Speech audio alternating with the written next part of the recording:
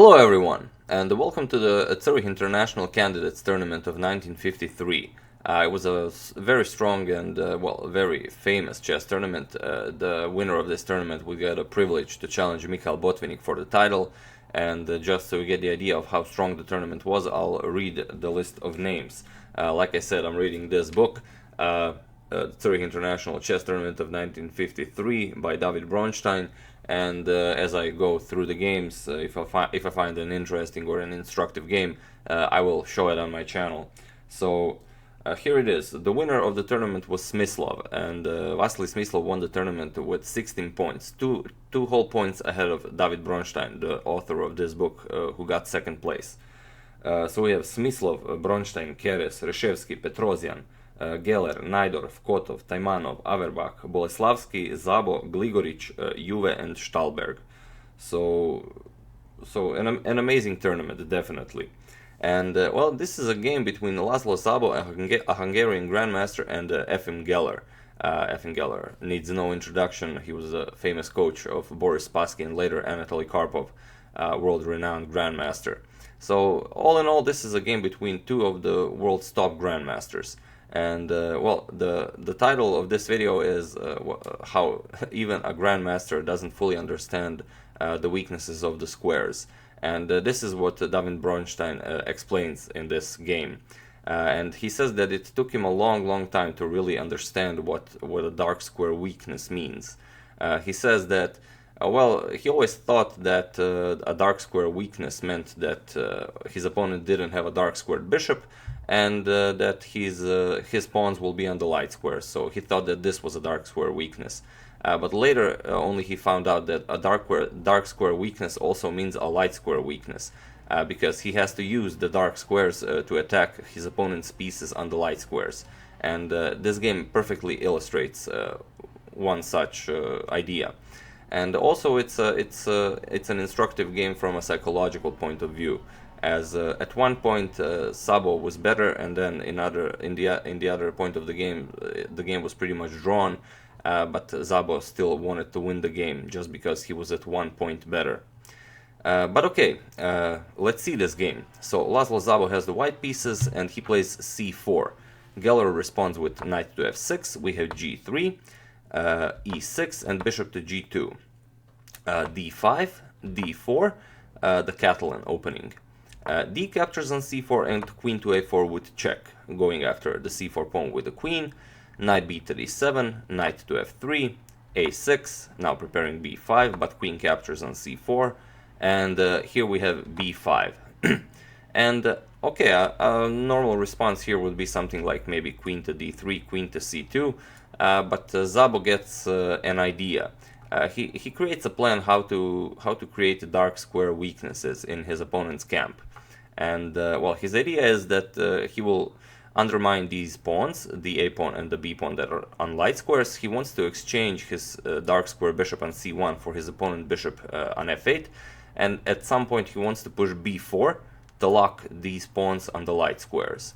So he plays queen to c6, now attacking the rook on a8. Rook to b8 was played, and now bishop to f4, attacking c7 here. Black defends this with knight to d5, now attacking the bishop on f4, and also protecting this pawn on c7. So we have bishop to g5 with an attack on the queen, and if black doesn't want to repeat any moves like knight to f6 or weaken his structure with f6, which would be terrible, queen captures on e6, he has to play bishop to e7. And this is what Laszlo had in mind. This is how he exchanges the bishop. Bishop captures on e7, queen captures on e7, and he castles. Bishop to b7, now queen to c2, and we have c5. D captures on c5, knight captures on c5, and rook to c1. Rook to c8, now defending the knight on c5, and knight to c3. And already here, Bronstein criticizes Geller for playing knight to f6. More resilient move would be knight to b6 here. But okay, he played knight to f6, and Laszlo continued with his plan. He played b4, kicking away the knight from c5, and also locking these pawns on a light square, so he can attack them later. But instead of playing b4, Bronstein suggests that even better was knight captures on b5, and after a captures on b5, now play b4, as the knight cannot move. White will regain the knight, winning a pawn, and after, if the knight moves, for example, knight to e4, then queen captures on c8 with check, bishop captures and rook captures on c8, the king has to go to d7, and now rook captures rook on h8, and with two rooks for the queen and this strong bishop on g2, white would have a very satisfying game. But probably, maybe, I mean not probably, maybe Geller saw this and he thought that this wasn't good for white, and maybe even Szabo saw this and decided that it wasn't good for white as well. So he continued with his plan, b4, locking the pawns and kicking the knight away.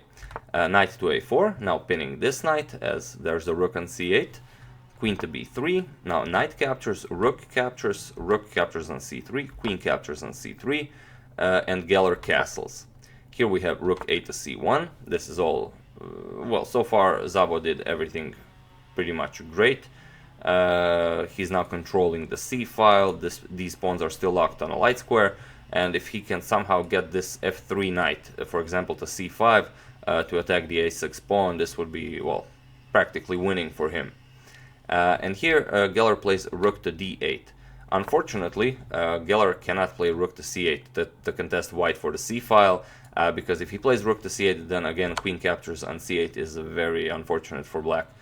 Bishop captures, rook captures with check, and after knight e8, knight to e5, preparing bishop to c6, and black cannot stop this.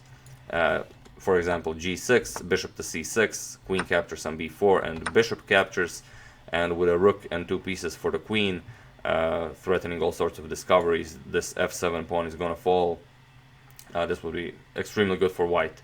So after rook to c1, Geller had to play rook to d8. We have a3, now adding protection to the b4 pawn, knight to d5, queen d4. We have f6, not allowing this knight any activity through e5 or g5. And, well, now pretty much all of Szabo's pieces are perfectly placed, except this knight. He would really like this knight to be on c5, and, well, so he starts to get this plan in motion. He plays knight to e1. Geller plays e5, as he does have a plan how to stop his knight from coming to c5, and this is the critical moment of the game that Bronstein really, well, really enjoys. Here Szabo played queen to c5, and Geller immediately exchanged queens with queen captures on c5. But this is why Bronstein says that even top grandmasters don't really understand dark square weaknesses, or weaknesses. It doesn't have to be a dark square weakness. One should always consider a move like queen to a7, as queen to a7 really keeps this dark diagonal under control, and it's pressuring the weak pawns that are on the light squares. So if you consider a move like queen to a7, you should always ask yourself, can black do something about this queen being on a7? And as Bronstein says it, black cannot smoke the white queen out. For example, if rook to a8, this falls terribly. The bishop captures on d5 with check. So if you move the king, queen captures on b7, and if you capture the bishop, you lose the queen. So definitely after this queen to a7 move, rook to a8 is out of the question. Rook to d8 would be an even, well, a blunder just as great. If rook to d8, then queen captures on b7, and black lost the bishop. You can't really recapture the queen because of bishop captures on d5 with check, and after king f8 you get rook to c8 check. The king has nowhere to go. Queen to e8, simply grab the queen and then grab the rook on b7. White is up two pieces. This is very nice for white. So what else can black do after queen to a7? Obviously, I mean, queen to a7 doesn't win the game. Well, he can try a move like king to f8, not allowing any tactics with bishop to d5 check. But if he wastes a move to play king to f8, then white has time to improve, knight to d3. And now if you play a rook to a8 to kick away the queen, now queen to c5 is an extremely good move. because now black cannot trade queens. If queen captures, knight captures, and well, white loses a piece, black loses a piece or the exchange. The bishop on b7 is attacked, also the knight on d5 is attacked. Only way to defend this is rook to c8 to pin this knight, because the rook is on c1, and here simply bishop captures on d5, bishop captures, and knight to d7 with check. King has to go away, a rook captures on c8, king captures knight, and the rook to h8, with a completely winning position for white being up the exchange. He's just gonna gobble up all of those pawns. So after this queen to a7, this is well, seems like a perfectly good move. I mean, if black can't refute it, but to even consider a move like this, you have to, you know, really be aware of the dark square weaknesses. One other way black could contest this move is a move like e4. But here white has a couple of options.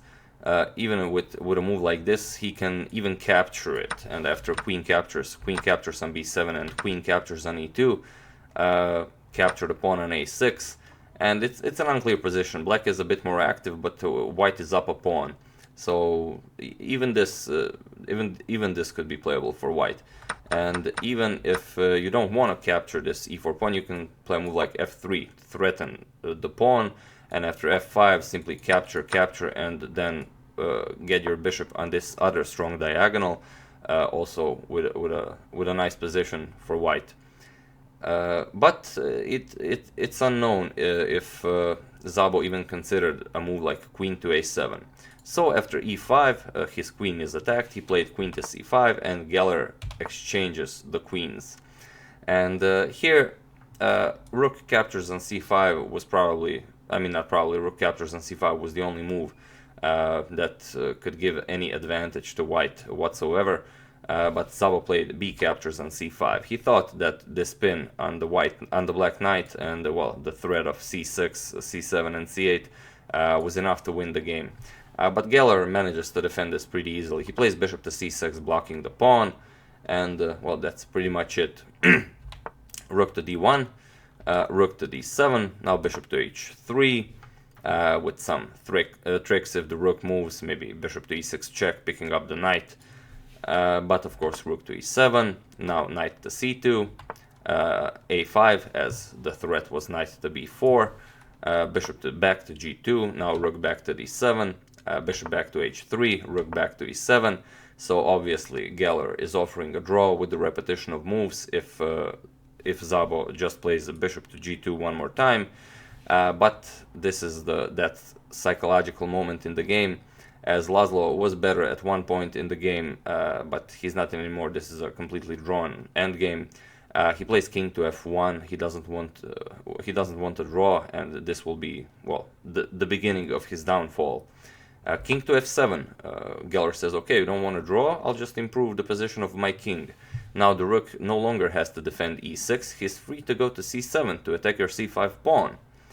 And here, with a move like bishop to g2, he could still maybe draw, because now the position is better for black. So with bishop to g2, he could still hope to draw. But he plays king to e1.